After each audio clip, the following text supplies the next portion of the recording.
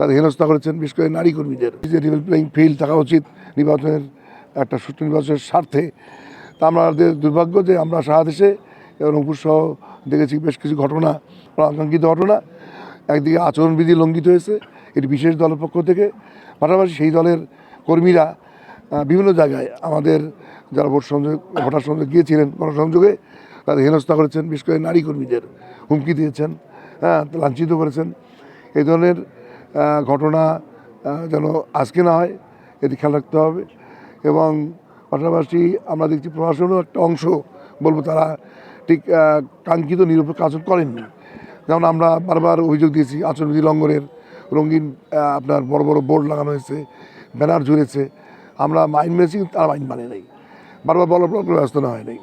আমরা ঝুঁকিপূর্ণ কেন্দ্রের তালিকাও দিয়েছি। আমি আশা করব যে রিটার্নিং অফিসার সহ প্রশাসনে যা আছেন সুষ্ঠু নির্বাচনের স্বার্থে আজকে একটা দৃঢ় অবস্থানে থাকবেন। কোনো অপশক্তি কোনোভাবেই যেন মানুষের ভোটাধিকার নিয়ে ছিনিমিনি খেলতে না পারে।